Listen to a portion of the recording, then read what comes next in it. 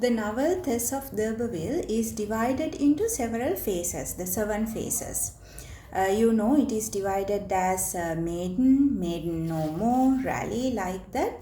The novel is divided into different phases, and the purpose of dividing it into phases, when you are reading, the readers can separately understand the development of Tessa's character, where the failures happen and how the fate challenges her, the cruelty of fate, and how Tess compromises the things in life. So you can understand Tessa's character and how the other characters are contributing to the things that happen, and how she faced the difficulties or the fate of Tessa's life.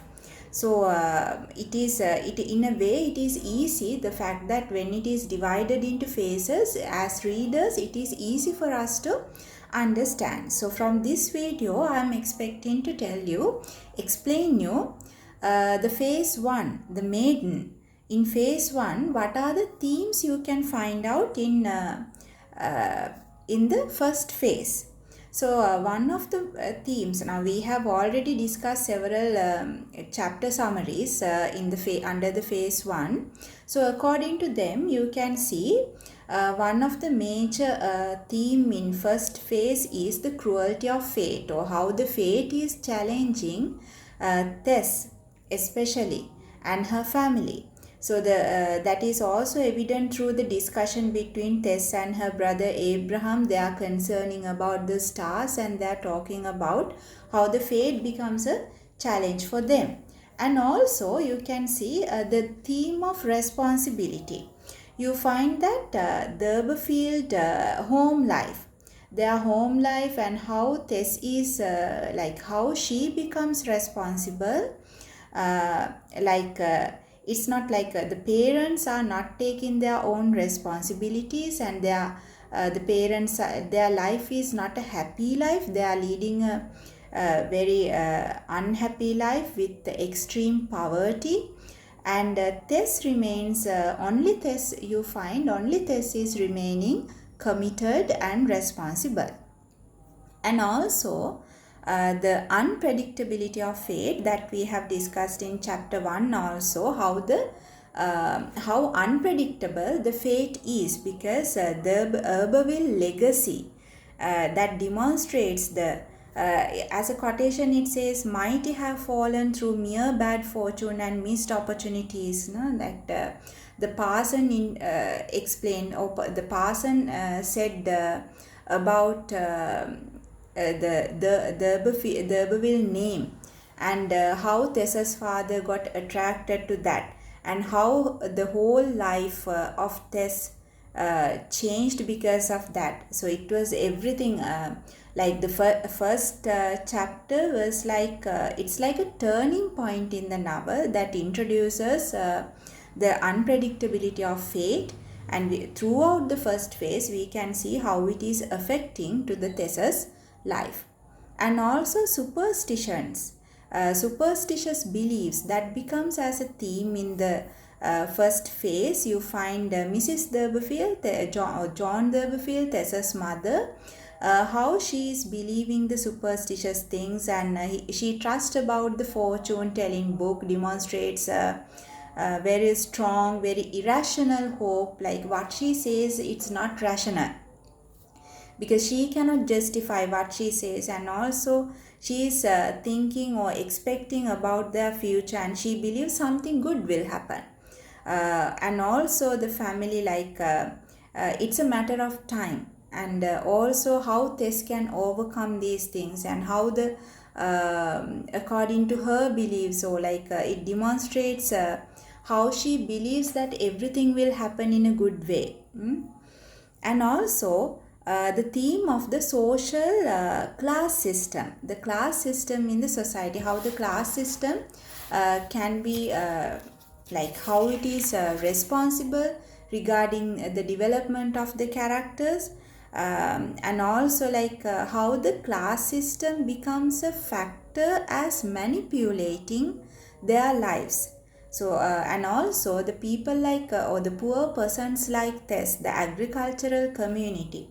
Tess is a poor farming girl or a cottage girl. Then how she uh, John Thurberfield consciously dresses her daughter for attracting men, and how the girls like Tess get under the power of people like Alec because of their helplessness.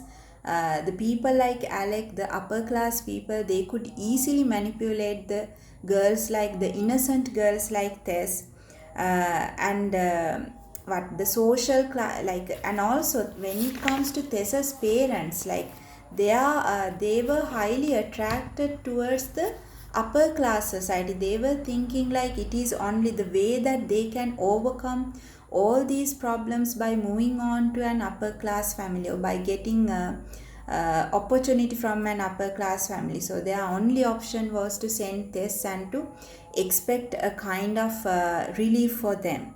Like Tess was like I have mentioned in a previous chapter also, like how Tess has become a factor like financial transaction. It's like how Tess has become just like an object. She was using as a sexual object to develop the financial situation of the family.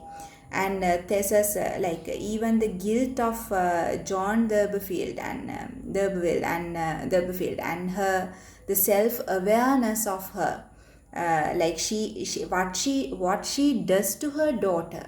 She was guilty, and she was her self awareness. And also she suggested the danger. Even though she was aware of that, she was letting her daughter to face that reality. And also the social status, you can take it as a theme, how Tessa's social status and how Alex's social status affected the situation that faced by Tess. Tess is introduced as a very sensitive cottage girl, and also a girl like her could not become the mistress of a gentleman like Alec.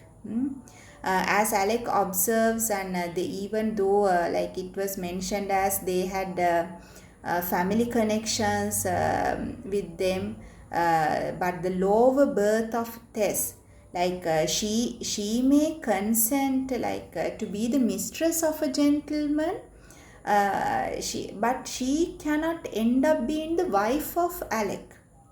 She could not become like finally she became a mother. She gave birth to a child. She was being raped or seduced by Alec. It was like due to her helplessness, but she could not